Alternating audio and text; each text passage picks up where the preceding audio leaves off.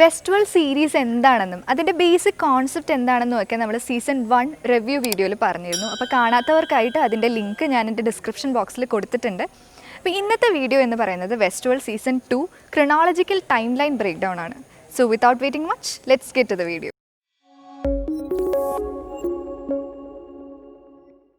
2015 ഈ ഒരു ടൈം ലൈനാണ് എർണോൾഡും ഡൊളോറസും കൂടി പാർക്കിന് പുറത്തുള്ള എർണോൾഡിൻ്റെ കൺസ്ട്രക്ഷനിൽ ഇരിക്കുന്ന തൻ്റെ വീട്ടിലിരുന്ന് സംസാരിക്കുന്നൊരു സീൻ നമ്മൾ കാണുന്നത്. അപ്പോൾ അവിടെ വെച്ച് എർണോൾഡ് ഡൊളോറസിനോട് പറയുന്നത് തൻ്റെ മകൻ ചാർലിയും ഡൊളോറസും എത്രത്തോളം സിമിലർ ആണെന്നുള്ള കാര്യമാണ്. അതായത് എത്തരത്തിലാണോ ചാർലി എല്ലാ കാര്യത്തിലും നന്മ കണ്ടിരുന്നത്, ഏകദേശം ആ ഒരു ക്യാരക്ടർ തന്നെയാണ് ഡൊളോറസിൻ്റെ എന്നാണ് എർണോൾഡ് പറയുന്നത്.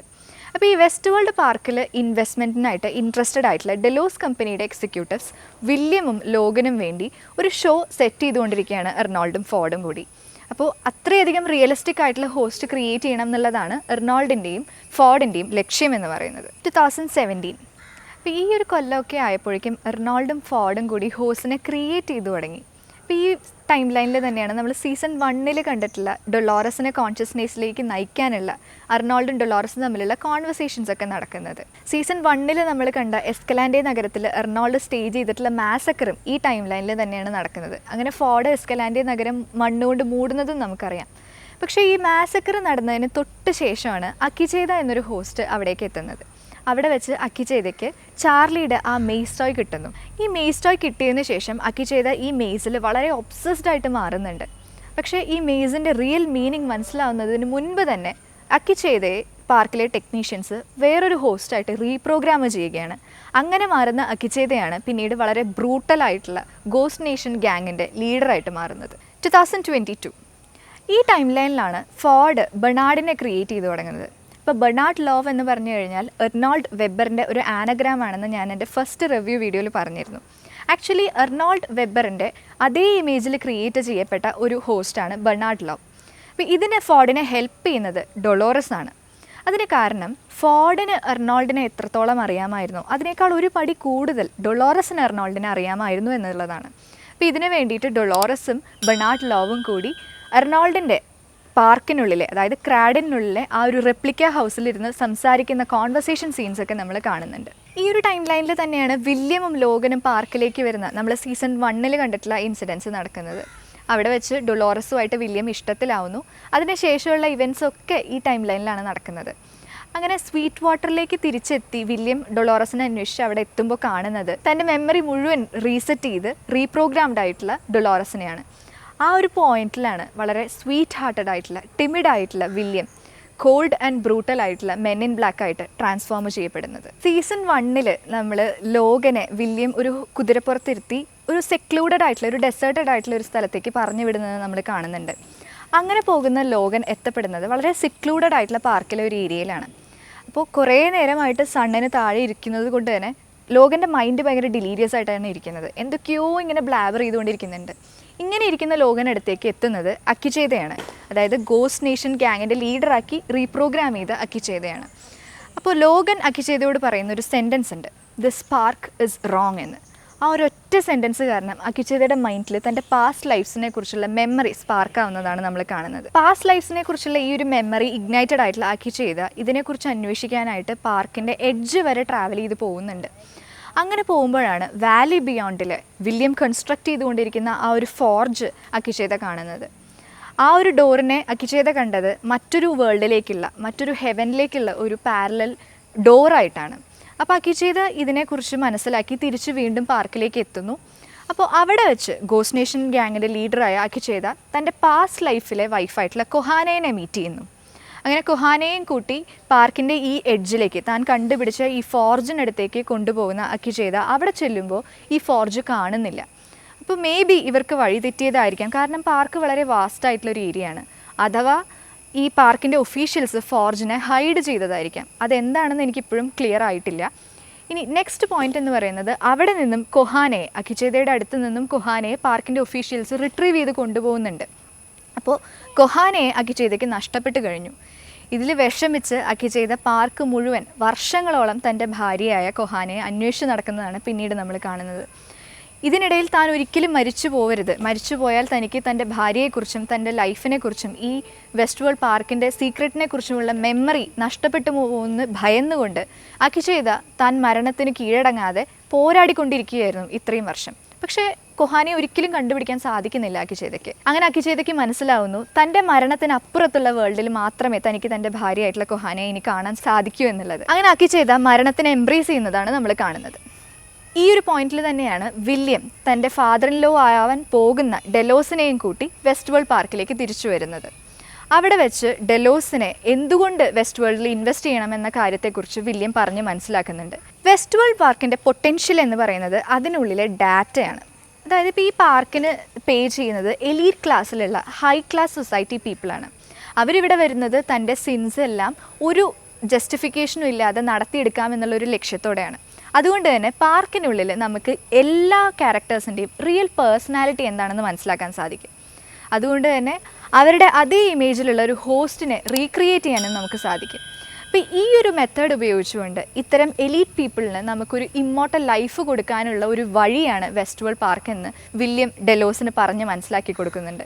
And that is the potential of Westworld. ഇത് മനസ്സിലാക്കിക്കൊണ്ട് Delos decides to invest in Westworld. And വെസ്റ്റ് വേൾഡിൽ ഇൻവെസ്റ്റ് ചെയ്തതിന് ശേഷം നമ്മുടെ വില്യം വെസ്റ്റ് വേൾഡ് പാർക്കിലേക്ക് പിന്നെയും വർഷങ്ങളോളം തിരിച്ചു വരുന്നുമുണ്ട്. 2026. അപ്പോൾ ഈ ഒരു ടൈം ലൈനിലാണ് ഒരു സീക്രട്ട് ഫെസിലിറ്റിക്കുള്ളിലുള്ള ജിം ഡെലോസിൻ്റെ റെപ്ലിക്കയെ നമ്മൾ ഫസ്റ്റ് ടൈം മീറ്റ് ചെയ്യുന്നത്. അപ്പോൾ ഈ ഫെസിലിറ്റിക്കുള്ളിൽ നമ്മുടെ വില്യം വന്നിട്ട് ഡെലോസിനോട് സംസാരിക്കുന്നതൊക്കെ നമ്മൾ കാണുന്നുണ്ട്. ഇവരുടെ കോൺവെർസേഷനിടയിൽ ജിം ഡെലോസിൻ്റെ സ്പീച്ചിൽ ഒരുപാട് ഗ്ലിച്ചസ് വരുന്നുണ്ട്. അപ്പോൾ അതിനർത്ഥം ഇവർ ക്രിയേറ്റ് ചെയ്യപ്പെട്ടിട്ടുള്ള ഈ replica of Jim Delos actually successful ആയിട്ടില്ല.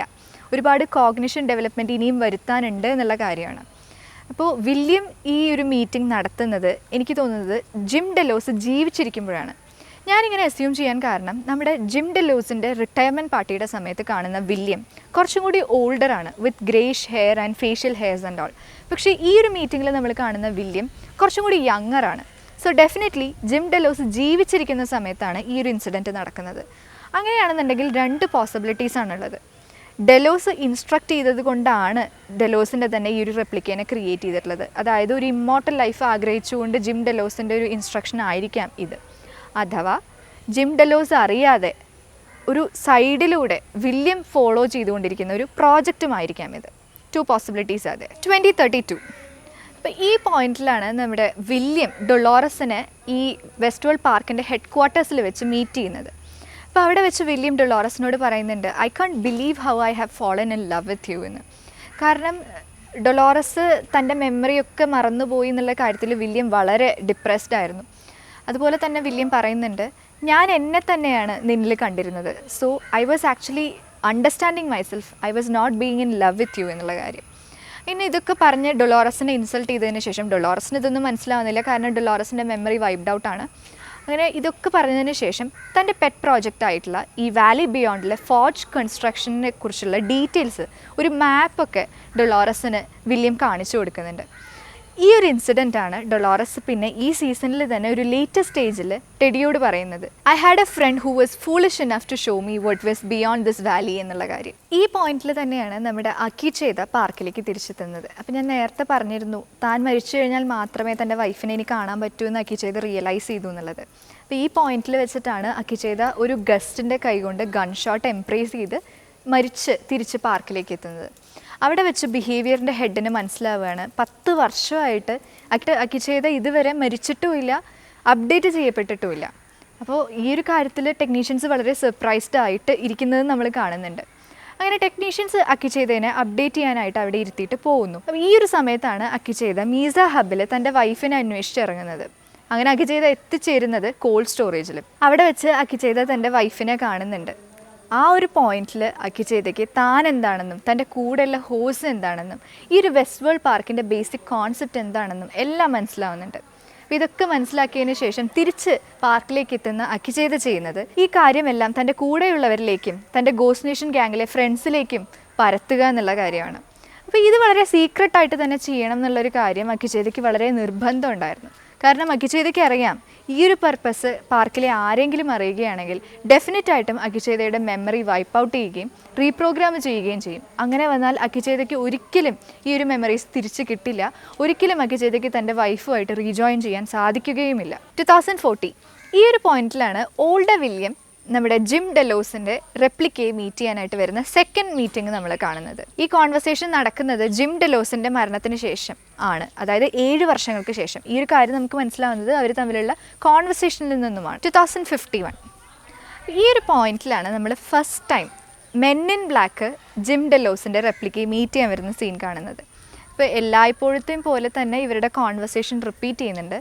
പക്ഷേ അതിന് പുറമെ മെൻ ഇൻ ബ്ലാക്ക് ജിം ഡെലോസിൻ്റെ മകളുടെ സൂയിസൈഡിനെ കുറിച്ചും മകൻ്റെ ഓവർഡോസ് ഡെത്തിനെ കുറിച്ചും ഒക്കെ ജിം ഡെലോസിനോട് പറയുന്നുണ്ട്.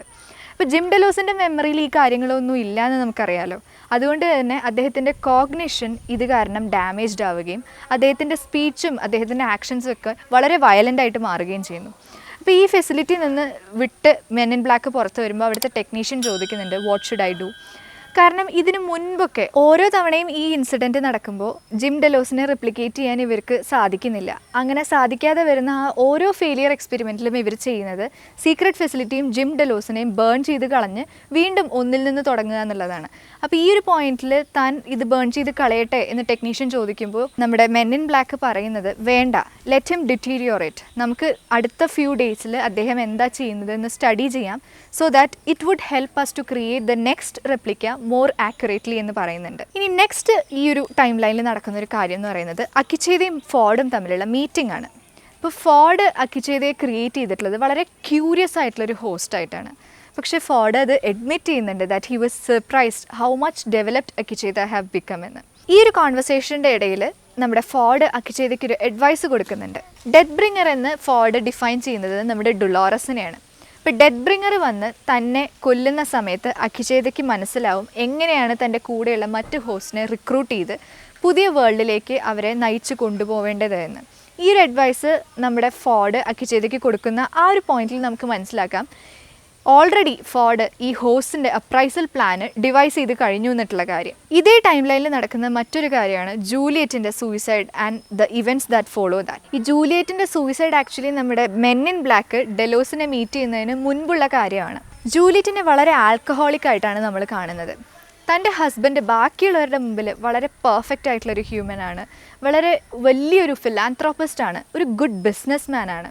പക്ഷേ തനിക്കറിയാം തൻ്റെ ഹസ്ബൻഡ് കൊണ്ടു നടക്കുന്നത് വളരെ ഫേക്കായിട്ടുള്ളൊരു പേഴ്സണാലിറ്റിയാണെന്ന്. അപ്പോൾ ഇതിനെപ്പറ്റി ജൂലിയറ്റ് തൻ്റെ ഹസ്ബൻഡിനോട് ചോദിക്കുമ്പോൾ William was not ready to give any clear answer to that. അങ്ങനെ ഒരു പാർട്ടിക്ക് ശേഷം തിരിച്ച് വീട്ടിലേക്ക് എത്തുന്ന ജൂലിയറ്റ് ഉറങ്ങുകയാണെന്ന് വിശ്വസിച്ച് നമ്മുടെ വില്യം ജൂലിയറ്റിൻ്റെ അടുത്ത് ഒരുപാട് കാര്യങ്ങൾ കൺഫ്യസ് ചെയ്യുന്നുണ്ട്. അതായത് ജൂലിയറ്റിന് വില്യത്തിനെ കുറിച്ചുണ്ടായിരുന്ന ഡൗട്ട്സ് എല്ലാം സത്യമാണെന്നും താൻ ഇപ്പോഴും ഡൊളോറസിനെ ഇഷ്ടപ്പെടുന്നു, താൻ ഒരിക്കലും ജൂലിയറ്റിൻ്റെ ആയിരുന്നില്ല എന്നുള്ള കാര്യങ്ങളൊക്കെ കൺഫ്യസ് ചെയ്യുന്നുണ്ട്. പക്ഷേ ആക്ച്വലി ജൂലിയറ്റ് ഉറങ്ങുകയായിരുന്നില്ല. ജൂലിയറ്റ് ഇതെല്ലാം കേൾക്കുകയും വളരെ ഹാർട്ട് ബ്രോക്കൺ ആയിട്ട് മാറുകയും ചെയ്യുന്നു. അങ്ങനെ സൂയിസൈഡ് ചെയ്യാനാണ് ജൂലിയറ്റ് ഡിസൈഡ് ചെയ്യുന്നത്. പക്ഷേ സൂയിസൈഡ് ചെയ്യുന്നതിന് തൊട്ട് മുൻപ് നമ്മുടെ വില്യത്തിൻ്റെ പാർക്കിലെ പ്രൊഫൈൽ കാർഡ് നമ്മുടെ ജൂലിയറ്റിന് ലഭിക്കുന്നുണ്ട്. ജൂലിയറ്റ് ഇത് ഒന്ന് ബ്രീഫായിട്ട് ഗ്ലാൻസ് ചെയ്തപ്പോൾ തന്നെ മനസ്സിലാവും താൻ വിചാരിച്ചിരുന്നതിലും അപ്പുറമാണ് നമ്മുടെ വില്യത്തിൻ്റെ അട്രോസിറ്റീസ് എന്നുള്ള കാര്യം. അപ്പോൾ തൻ്റെ മകൾ എമിലി വിശ്വസിച്ചിരുന്നത് തൻ്റെ അച്ഛൻ വളരെ പ്യുവറായിട്ടുള്ള സെയിൻ്റ് ആയിട്ടുള്ള ഒരു പേഴ്സൺ ആണെന്നാണ്. സോ തൻ്റെ ഡോട്ടറും ഈ ഒരു കാര്യം മനസ്സിലാക്കണമെന്ന് വിചാരിച്ചുകൊണ്ട് ഈ പ്രൊഫൈൽ കാർഡ് തൻ്റെ മകൾ എമിലിക്കായി ലീവ് ചെയ്തുകൊണ്ടാണ് നമ്മുടെ ജൂലിയറ്റ് സൂയിസൈഡ് ചെയ്യുന്നത്. അപ്പോൾ നമ്മൾ സെക്കൻഡ് പാർട്ടിൽ ചെയ്യാൻ പോകുന്നത് 2052 ടൈം ലൈനും അതുപോലെ തന്നെ കൺഫ്യൂസിംഗ് ആയിട്ടുള്ള ബെർണാർഡിൻ്റെ time ലൈനുമാണ്. So I hope you enjoyed this video. Thank you so much and stay tuned for my next vlog.